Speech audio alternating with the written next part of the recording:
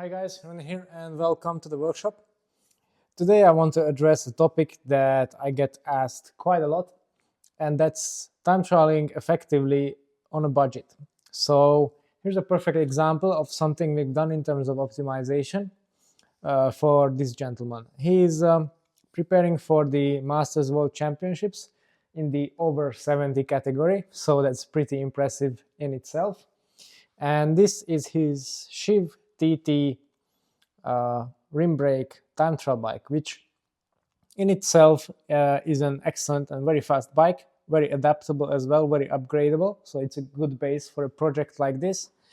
And also, you can get these secondhand pretty cheaply. Most of them don't even have a lot of mileage in them. And yeah, as I said, it's a good base for a high performance time trial bike with a few upgrades. And I think this could be a good inspiration for you as well. So he brought in this bike in its original form. So yeah, basically a very retro cockpit and tire and wheel setup, and yeah, most of it is pretty much intact, but we changed some key bits which really improve the performance. So yeah, I'm also going to talk a little bit about the potential savings that we're going to have from this. So let's start at the front of the bike and the wheels maybe. So the wheel set is a fast forward tri-spoke tubular and a fast forward disc, also tubular. And yeah, these are pretty narrow, pretty traditional, but can be really fast. But on them were some really old school Tufo tubulars, which are extremely slow. But the slowest thing you can fit to a bike is a Tufo tubular. Very puncture proof, yes, but not for time trialing, not suitable. So we swapped those for the Vittoria Corsa Speed graphene tubulars, which is a massive reduction in rolling resistance. There are other options as well from Veloflex, the Record, but that's quite fragile, and unfortunately Veloflex have gone out of business recently, as far as I know, or at least that's what they put forward in their mailing list. So yeah, unfortunately it's also not available, or this tire is not available in the updated Corsa Pro version, is not available in a tubular form. So this is the previous generation Corsa Speed G2. Very fast tire, nice 10 volts, which matches the aesthetic of this bike. So yeah, that's one key upgrade. And the second up one is right here. We have installed some tri-rig sticks, aero skewers. So these have no quick release handle, but it's essentially like a true axle. As you can see, completely flush frontal area. This saves a good chunk of watts, 3 to 4 depending on your speed. So really nice upgrade there. If you're looking at tri-rig parts, by the way, then they can be a bit tricky to get in Europe, but we stock quite a big selection of them, so you can check that on the website. Another product that we have from tri-rig, they really do have a lot of rim brake specific products that are excellent. So that is the, I would say now, iconic Omega 1 aero brake. This essentially makes the whole frontal area of the bike a lot faster and a lot cleaner compared to using it with a regular brake. Now, if you imagine a standard caliper sitting on there, not very aero at all. With this one, the frame is actually faster than with no brake on it. So that's pretty cool. The base bar is unchanged except from the modification for internal Di2 wiring, because yeah, since this is the first generation of this frame, it doesn't accept that originally, or didn't accept that originally, and yeah, it had to be modified like this to accept the Di2 wires internally. An alternative, if this was a higher budget project or a no budget project, I would just go for the, also from tri-rig, the Alpha 1 Aero Bar, because that's just a super neat, super cool solution. Turns your bike into a super bike basically immediately.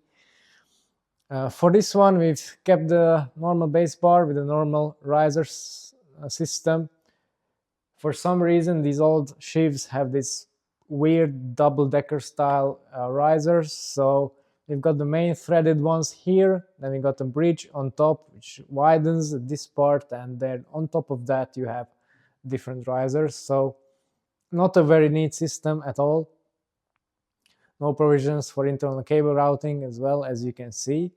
But the reason why we left it like this is because this bike and setup is going to get aero tested. So we need that flexibility to change the stack really quickly, to run through the different setup options. And when that is done, then we can completely hide the cables and make them really neat. I can also move the junction box inside the bike when the cables no longer need to be detached. So yeah, that's a further upgrade that we're going to do. Obviously, aero testing is probably the biggest gain you can make out of any bike setup, no matter how low or high budget it is. If you don't have the optimal position on it, it will not make much of a difference. So that's what we are preparing for. And yeah, as you can see, on top of the standard system, we have the AeroCoach Ascalon add-on, which is a very, very versatile system. A lot of people come with them for aero testing as well, so there are a lot of different options in terms of stack and reach and riser angle that we can try. So from that point of view, it's good. And yeah, if you're on a budget, it's also a good option. For those looking for a modern bike and with a slightly higher budget, then instead of these, I would recommend just doing the testing with the standard Polski system, depending on how adjustable it is, and then just go full custom. This is kind of an intermediary step for me. That's why I'm not really using it on my bikes. But for this case, it's the final version. So yeah, that will be built onto here. This is a UCI category 2 position, so 12 centimeters allowance from the vertical distance of the pads to the tip of the extensions. So we have it set up accordingly. We could theoretically experiment with the lower angles that the AeroCoach system offers. This is the 20-degree system, but we had quite a few riders this year in for testing, and the 20-degree was without exception always faster. So yeah, we just went for this straight away. There's also a 25 available now, but we haven't really done much work with that version, because firstly, it doesn't really fit into anything else than Cat 3, and we don't have too many riders in Cat 3. And also, you know, there's a point where you start raising your arms in front of the helmet, and that's usually not a very good thing. So yeah, most of the upgrades were focused on this front section of the bike. As I said, after the testing, if the client wants, we can still clean it up completely. I also have a modification that I've done previously for a bike like this, exact same frame set, where we completely hide all of this mess, and even the junction box sits on top of the seat posts out of the way of the wind. So a lot cleaner, can be done a lot cleaner potentially, but for now it's like this. Then for the rest of the bike, actually, yeah, there are no other huge modifications there because it's more or less okay. So I will just run you through the basics. So as you can see, it's a Dura-Ace Di2 11-speed, the 9000 generation group set. So all the parts basically come from that, except the front brake and the cranks. Another key upgrade that we've done, or perhaps the most important one, is the wax chain. So we cleaned up all the drivetrain completely to the bare metal, and we put on a fresh waxed 11-speed Dura-Ace chain. This saves quite a lot of friction compared to the oily mess that was on there previously, and also increases the longevity of the whole system. Although actually, when we started working on this bike, we didn't really have the Silca speed chips back here in stock yet. So this is just the standard molten speed wax. Now we also do kind of a time trial race optimized wax chain where we use a different process and we use a double amount of Silca speed chip in the wax. So potentially there's a slight saving here that could still be made without too much additional cost. Curiously, this is not something I've seen before, but this S-Works crank is actually 180 millimeters long, which is not something you see very often. Most commercially available units are, well, go up to 175 only. And yeah, there is certainly a trend towards shorter cranks, but I'm not saying I would dismiss it, but a lot of times I see that riders try to go for shorter cranks even if there's no real reason to do that. In fact, myself, I have gone, because my position is slightly different now, I've managed to go from 160 up back to 165 on my time trial bike, and because of this I'm able, you know, to drop my saddle height by those 5 millimeters and also my front end. So overall, if your hip is flexible enough and your position allows it, then actually the longer crank you have, the more aero you can get because your frontal area will get lower. So you basically only need the shorter cranks if there's no other way to open up your hip. So yeah, hopefully that will be the case with this rider as well. I haven't actually seen his position yet in terms of pedaling dynamics. So yeah, all of that was pretty old school. So you'll see, maybe for him it would be advisable to go for shorter cranks. With older riders, certainly there's a tendency that hip gets less and less flexible. So yeah, we will see. And another curious thing is that it's actually a very old, probably one of the first generations of the Quark power meter, here also with the S-Works branding to match the S-Works cranks. It's a really robust and excellent unit. Cost a whole amount of money back in the day, and it still works. So nice to see it going. The gearing is a 55-42 standard double chain set, which I would say for the time was pretty advanced, I have to say. It's an aero chainring as well. I recommended going up to a bigger one maybe and one by, depending on the speed that we'll achieve, of course. I assume, well, according to the rider, he was doing around 42-43 km per hour averages on flat terrain with a standard setup, which was horrible to say the least, but I would expect him to now go up to 44, 45 at least, maybe 46 if we get some really good results. So in that case, certainly it would be advisable to go with a bigger chainring, because still 55, 11 and 1128 cassette, you get at a decent cadence. Even at those 45-ish speeds, you tend to run quite low down on the cassette, so that's obviously not optimal for efficiency. And yeah, then again, particularly with this old style bulky front mech, you potentially have a pretty big aero gain from one by in itself. So those are some future possible updates. Of course, we don't know what the World Champs scores will be next year, so that's also a question mark right there. But as a rule of thumb, if your course and fitness allows it, then one by is the way to go anyway. And then yeah, towards the rear is just the same tubular that we have on there on the disc.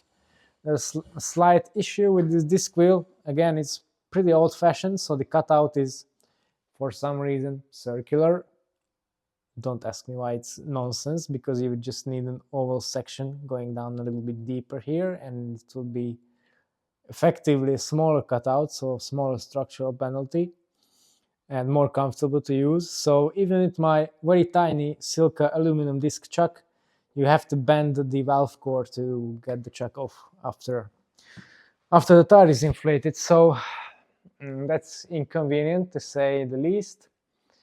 Since we'll be doing the fitting also, then we'll get rid of this tarred old saddle. However, the design itself is, yeah, a lot of people like this for time traveling, so maybe, yeah, also for quite a few people it is too wide. That's when you see them, you know, pulled together at the front with the zip tie, but yeah, for that I'll have to have a look at the rider's position, and he's on the bike.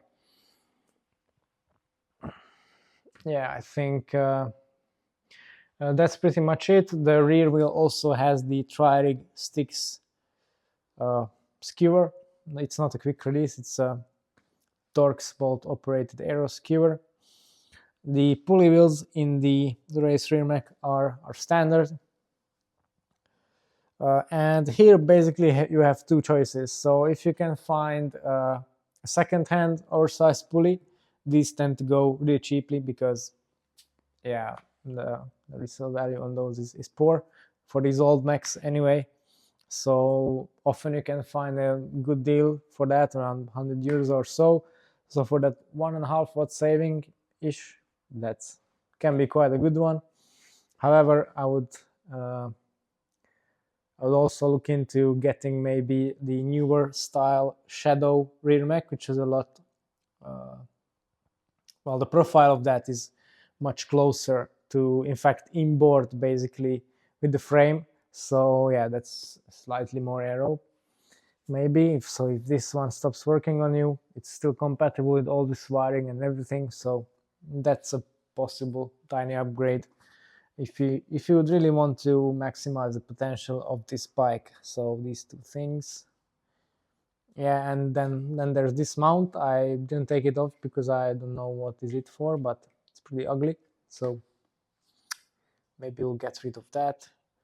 This is obviously a frame where you don't really want a bottle unless it's absolutely necessary, because yeah, with most frames, apart from a few exceptions, they are slower with the water bottle on. So it should stay like this for racing at least.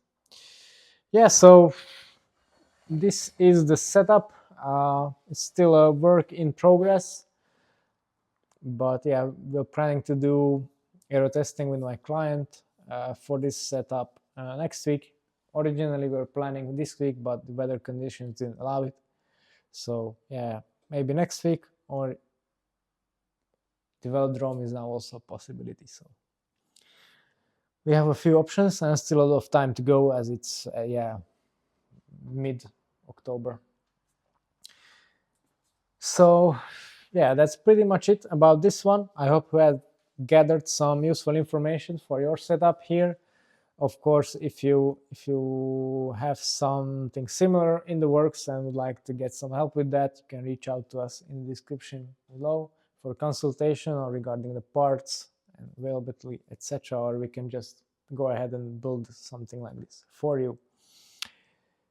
Yeah, so that's it. That's all. Thanks for watching, and see you next time.